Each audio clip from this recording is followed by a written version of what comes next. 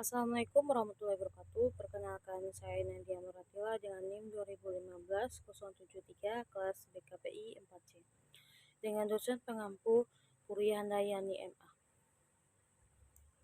Baiklah, pertama saya akan menjelaskan tentang modifikasi perilaku. Dalam pandangan kaum behavioristik aliran klasik, modifikasi perilaku dapat diartikan sebagai penggunaan secara sistematik teknik konseling pada manusia untuk menghasilkan perubahan frekuensi perilaku tertentu mengontrol lingkungan perilaku tersebut.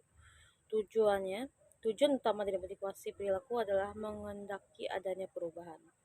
Proses modifikasi perilaku yaitu pertama, memberikan penekanan yang kuat dalam mendefinisikan masalah berdasarkan perilaku yang dapat diukur dengan cara tertentu. Kedua, modifikasi perilaku merupakan prosedur dan teknik penanganan cara-cara mengubah lingkungan individu untuk membantu berfungsi secara penuh. Ketiga, modifikasi perilaku merupakan metode dan alasannya dapat dideskripsikan secara tepat dan detail. Keempat, modifikasi perilaku merupakan teknik modifikasi perilaku yang sering dapat langsung diaplikasikan individu dalam kehidupan sehari-hari. Pengertian perilaku dan dimensinya. Perilaku merupakan seperangkat perbuatan atau tindakan seseorang dalam melakukan respon terhadap sesuatu dan kemudian dijadikan kebiasaan karena adanya nilai yang diyakini. Dimensi perilaku adalah dimensi di mana tindakan atau aktivitas dari manusia itu sendiri yang mempunyai bentangan arti sangat luas. Sejarah dan dasar teori. Teori adalah serangkaian bagian atau variabel, definisi dan dalil yang sangat berhubungan yang menghadirkan sebuah pandangan sistematik mengenai fenomena dengan menentukan hubungan antar variabel dengan maksud menjelaskan fenomena ilmiah. Landasan teori adalah sebuah konsep dengan pernyataan tertata rapi dan sistematis memiliki variabel dalam penelitian karena landasan teori menjadi landasan yang kuat dalam penelitian yang akan dilakukan. 6. Prinsip dalam proses terbentuknya perilaku. Hull berpendapat bahwa perilaku terbentuk karena adanya kebutuhan yang dimiliki oleh masing-masing individu. Melalui kebutuhan tersebut, seseorang akan tergerak dan termotivasi untuk melakukan sesuatu hal. Kedua, saya akan menjelaskan tentang area aplikasi modifikasi perilaku dalam berbagai bidang. Pertama, pendidikan. Dan pendidikan berkebutuhan khusus meneliti telah menganalisa interaksi guru murid di dalam kelas, meningkatkan metode mengajar dan mengembangkan cara untuk menurunkan perilaku bermasalah di dalam kelas. Di dalam pendidikan berkebutuhan khusus modifikasi perilaku di dalam kelas, meningkatkan perilaku sosial dan berfungsi, mengenalkan manajemen diri, self-management, dan pelatihan guru. Kedua, modifikasi perilaku dalam setting psikologi klinis biasanya disebut dengan terapi perilaku, behavior therapy. Misalnya mengatasi fobia, mengurangi gejala PTSD, gangguan motoform. Ketiga, gangguan perkembangan penelitian mengenai modifikasi perilaku paling banyak dikembangkan dalam area ini. Orang dengan disabilitas biasanya mempunyai perilaku keberkurangan defisit yang serius. Modifikasi perilaku digunakan untuk mengajari berbagai kemampuan, skill untuk mengatasi kekurangan mereka. 4. Psikologi komunitas. Di dalam psikologi komunitas, intervensi perilaku didesain untuk mengatur perilaku banyak orang, masyarakat untuk kesejahteraan bersama. Self-management. Selain itu, untuk orang lain, modifikasi perilaku dapat digunakan untuk diri sendiri. Keenam, rehabilitas adalah proses menolong orang untuk pulih kembali setelah mendapat cedera atau trauma. Ketujuh, perilaku yang berhubungan dengan kesehatan. Modifikasi perilaku digunakan untuk membentuk perilaku yang sehat, meningkatkan gaya hidup sehat seperti olahraga dan pola makan, dan menu sehat. Kedelapan, bisnis, industri, dan pelayanan umum menggunakan modifikasi perilaku di dalam setting bisnis industri. Dalam pelayanan umum disebut organization behavioral modification, or organizational behavior management. Modifikasi perilaku digunakan untuk meningkatkan performa kerja serta keamanan kerja. Penggunaan media teknologi IT dalam program modifikasi perilaku. Penggunaan media teknologi informasi dalam program modifikasi perilaku dapat dilakukan. Proses intervensi sudah terlihat bahwa perilaku kecanduan gadget pada subjek sudah mulai berkurang dapat dibatasi. Hal tersebut didukung oleh lingkungan yang membantu klien untuk bermain bersama subjek. Subjek menjadi melupakan gadgetnya sama sekali. Setelah dilakukan intervensi, peneliti menjanjikan akan memberikan subjek hadiah tambahan untuk legonya jika subjek mampu mempertahankan perilaku yang sudah terbentuk atau bahkan menghilangkan kecanduan gadgetnya. 3. Yaitu prinsip dasar teori reinforcement dan punishment. Reinforcement learning. Pengetahuan Ryan ialah belajar apa yang dilakukan dengan pembelajaran dengan pengentasan situasi dalam menentukan tindakan dan akan memaksimalkan angka sinyal penghargaan yang bisa diperoleh dari lingkungannya. 2. Model dari reinforcement learning. Tugas RL ialah mencari kebijakan penerima kondisi dalam menentukan tindakan-tindakan ini memaksimalkan perkiraan jangka panjang dari reinforcement. Ketiga, penerapan reinforcement learning. Pertama, bermain game, stock price prediction. Ketiga, robotik. Keempat, teori punishment. Pada modifikasi perilaku, punishment diartikan sebagai sebuah teknik yang memiliki maksud spesifik. Saat analisa behavior, punishment merujuk pada sebuah proses di mana konsekuensi dari sebuah tingkah laku dan dapat menghasilkan penurunan kejadian tingkah laku di kemudian hari. 5. Klasifikasi punishment. Punishment prosedural dasar. Positif punishment yaitu suatu perilaku yang diikuti penyaji stimulus yang tidak menyenangkan dan membuat tingkah laku tidak diinginkan tidak muncul kembali di masa yang akan datang.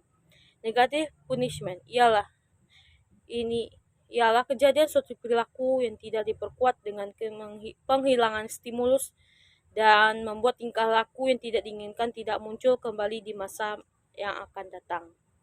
Prinsip dalam modifikasi perilaku attention dan stimulus kontrol. Attention adalah hilangnya respon. Tingkah laku yang telah mengalami penguatan pada beberapa saat periode waktu tidak lagi diperkuat dan oleh karena itu tingkah laku tersebut berhenti untuk muncul. Perilaku yang sebelumnya mendapat penguatan tidak lagi mendapatkan penguatan atau diabaikan. Perilaku yang tidak diinginkan akan berhenti. Ekstinksi fokus untuk menghilangkan perilaku yang tidak diinginkan. Kedua yaitu stimulus control, generalization discrimination. Stimulus control adalah sebuah fenomena yang terjadi ketika seorang individu berperilaku tertentu karena adanya stimulus yang diberikan dan berperilaku berbeda ketika stimulus tersebut tidak ada. Stimulus apapun yang mampu memodifikasi perilaku disebut diskriminatif stimulus. Stimulus kontrol adalah dalam perilaku terjadi ketika munculnya perilaku tertentu dikendalikan oleh keberadaan atau ketidakadaan diskriminatif stimulus ini. Keberadaan stimulus kontrol dibutuhkan untuk bisa memicu respon diharapkan ketika stimulus yang telah terkontrol diberikan. Yang kelima, prinsip-prinsip dasar dalam modifikasi perilaku shaping dan token ekonomi shaping.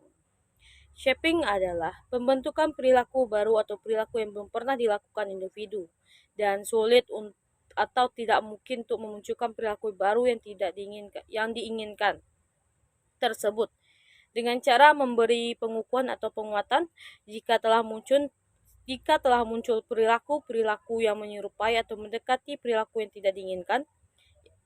diinginkan sehingga pada akhirnya memunculkan perilaku yang sama sekali baru yang diinginkan. Jadi, shaping itu adalah prosedur yang digunakan untuk membentuk perilaku seorang individu. Karena perilaku memiliki tingkat kejadian, maka tidak mungkin untuk meningkatkan frekuensi perilaku hanya dengan menggunakan menunggu sampai terjadi dan kemudian baru menguatkannya. Token ekonomi. Token ekonomi merupakan suatu wujud modifikasi perilaku yang dirancang untuk meningkatkan perilaku yang diinginkan dan mengurangi perilaku yang tidak diinginkan dengan pemberian token atau tanda-tanda. Martin Peer menjelaskan bahwa token ekonomi adalah sebuah program behavioral individu dapat memperoleh token untuk beragam perilaku yang diinginkan dan dapat menukar penanda atau token tersebut demi memperoleh penguatan pendukung. Yang keenam yaitu konsep relaksasi flooding dan desensitization in vivo dalam modifikasi perilaku. Yang pertama, itu teknik relaksasi. Teknik relaksasi adalah salah satu teknik bentuk terapi yang berupa pemberian instruksi kepada seseorang dalam bentuk gerak-gerakan yang tersusun secara sistematis untuk merilekskan pikiran, anggota tubuh seperti otot-otot dan mengembalikan kondisi dari keadaan tegang menjadi keadaan rileks, normal, dan terkontrol, mulai dari gerakan tangan sampai pada gerakan kaki. Kedua, flooding. Pembanjiran, flooding, adalah membanjiri konseli dengan situasi atau penyebab kecemasan atau tingkah laku yang tidak dikehendaki sampai konseli sadar bahwa dicemaskan tidak terjadi. Yang ketiga yaitu desensitisasi in vivo. Asmani menyatakan bahwa desensitasi in vivo merupakan teknik memfokuskan pada pemberian bantuan untuk memberikan ketenangan dengan mengajarkan anak untuk tetap rileks meskipun dimunculkan stimulus pemicu rasa takut. 7 yaitu teknik dalam mengubah perilaku kognitif behavior terapi.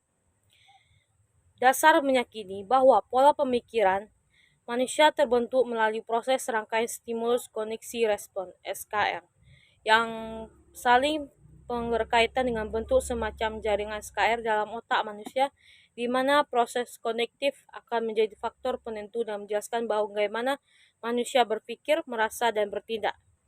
Teknik-teknik kognitif behavioral terapi yang pertama yaitu menata keyakinan irasional, bibliterapi, kedua role play, ketiga mencoba penggunaan berbagai pernyataan diri, keempat mengukur perasaan, kelima menghentikan pikiran, keenam desintisasi sistematis, tujuh pelatihan keterampilan sosial, kedelapan assertiveness skill training, ke-9 penugasan rumah, ke-10 in vivo explore.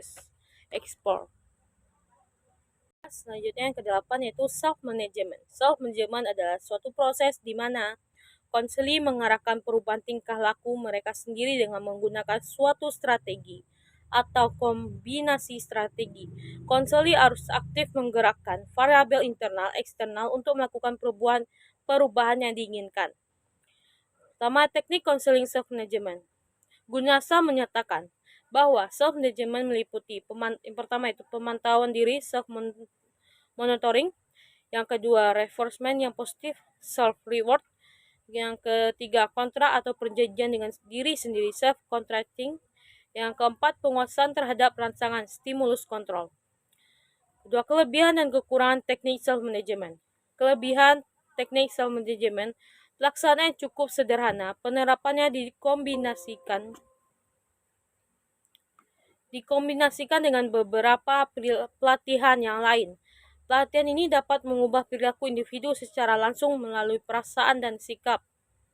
Di samping dapat dilaksanakan secara perorangan, juga dapat dilaksanakan dalam perkelompok. Kekurangan teknik self-management. Tidak ada motivasi dan komitmen yang tinggi pada individu. Target perilaku seringkali bersifat pribadi dan persepsi sangat subjektif, terkadang sulit dideskripsikan sehingga konselor sulit untuk menentukan cara memonitor dan mengevaluasinya. Yang ke-9 yaitu self-control. Menurut Chaplin 2011, self-control adalah kemampuan untuk membimbing tingkah laku sendiri dalam artian kemampuan seseorang untuk menekan atau merintangi impuls-impuls atau tingkah laku impuls. Jenis-jenis self-control yaitu behavioral control, yang kedua cognitive control, yang ketiga decisional control. 2. Teknik mengubah perilaku self-control. Teknik self-control merupakan teknik yang menekankan suatu aktivitas mengontrol, mengarahkan, mengatur perilaku sendiri dalam mengatasi situasi-situasi problematika. Ketiga, konsep teknik self-control. Menurut Nevitt, Ratus, dan Green 2005, teknik self-control adalah membantu individu yang bermasalah mengembangkan keterampilan yang dapat mereka gunakan dalam bentuk mengubah perilaku mereka. Keempat, prinsip-prinsip teknik self-control.